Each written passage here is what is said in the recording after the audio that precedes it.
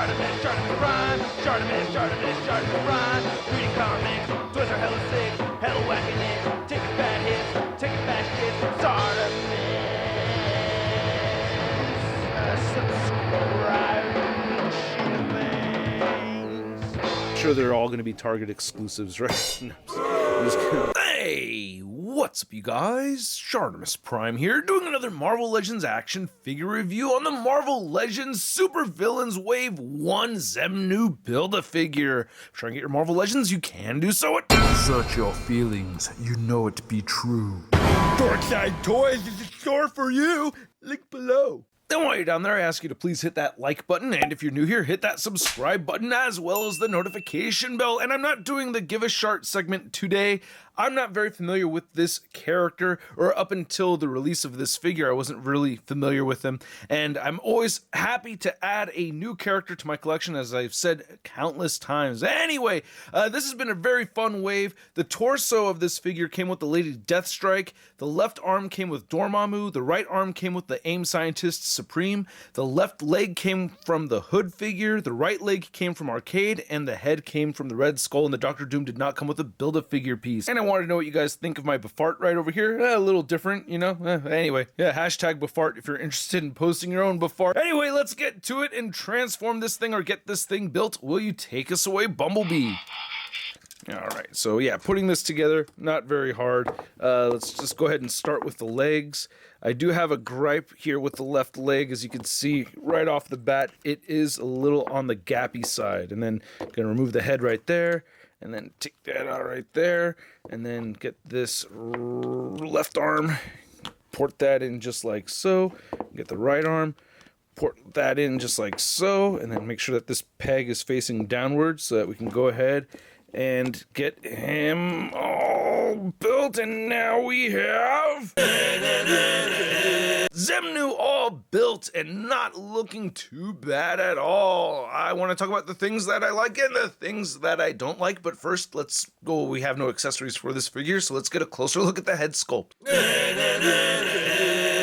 Xemnu here is a cyborg alien that accidentally landed on Earth, and aside from the super strength and the super invulnerability and all of that, he's also super smart with telepathic, telekinetic, and hypnotic abilities. And then there's some molecular manipulation powers that he has, and yes, he is a Hulk villain, which really makes me want the figure more. Just knowing that he's a Hulk villain makes me happier, and he's also a She-Hulk villain as well.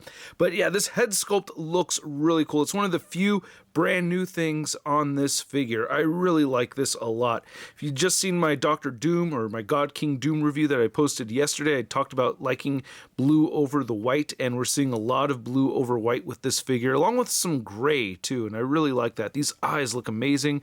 I love his little helmet right over here. That looks so cool. I love how you can see all the bolts in there and everything. There's a little bit of a weird marbling thing going on the very top right there. It's a little bit weird, right? You see that? It's a little bit weird. But yeah, wish it wasn't there, but it is there. But I do like the sculpt. Here's the back of the head. Not looking too bad at all, even though it does restrict articulation, which I'll get into in a moment. But yeah, I love these eyes. These beady eyes are just so freaking cool.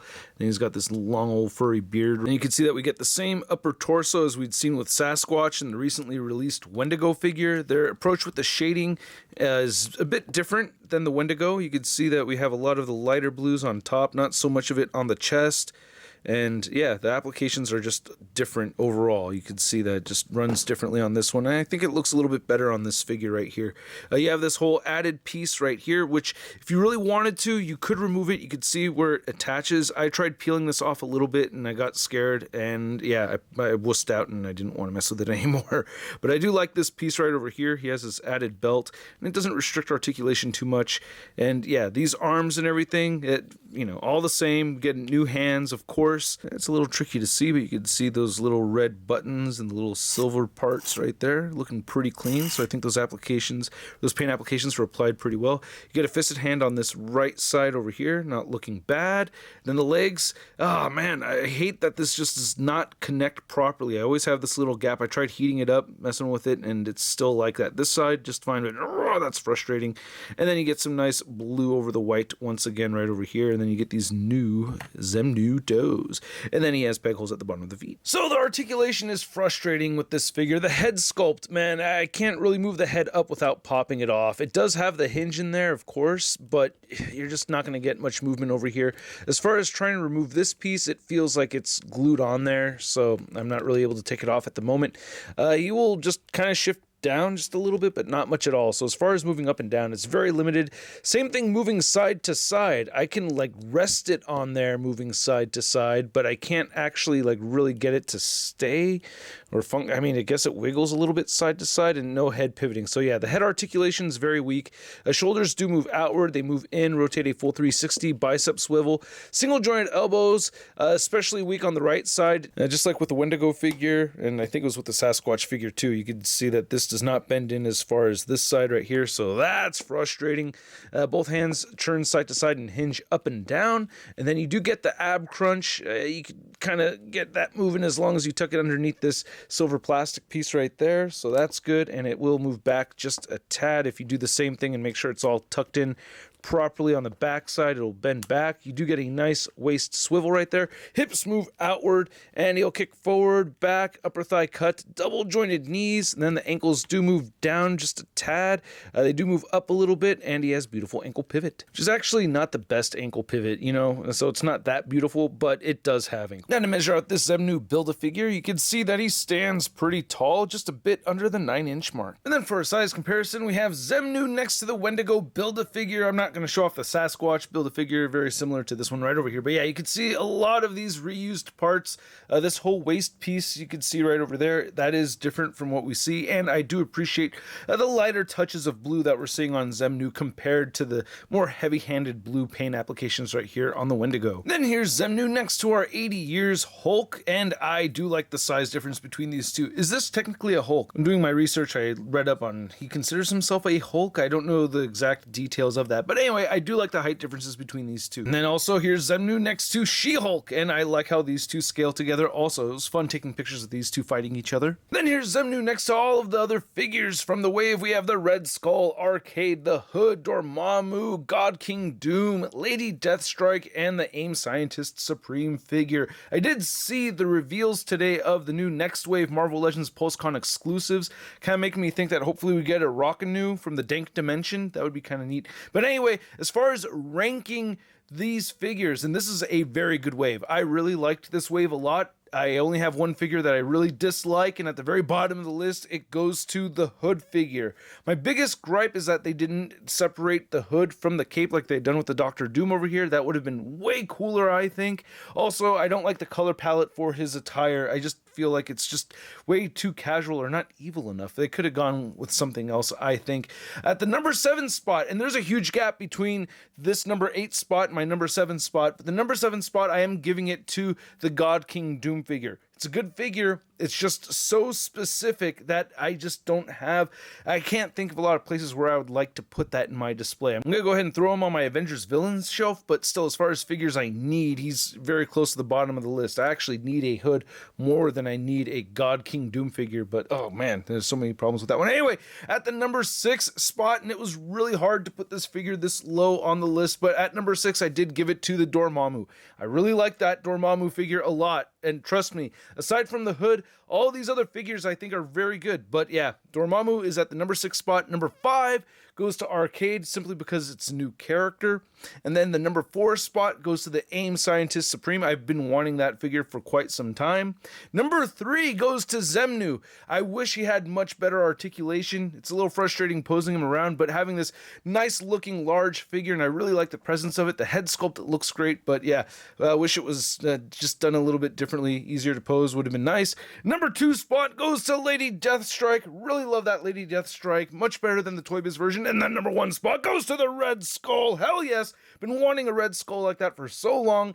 I know I have other Red Skull figures. Usually the number 1 spot goes to either a Build-A-Figure or a brand new character, but they just killed it with this Red Skull figure. That had to go at the number 1 spot. And then here's Xemnu next to your average 6-inch scale figure. We have the Marvel Legends Big Time Letdown Spider-Man.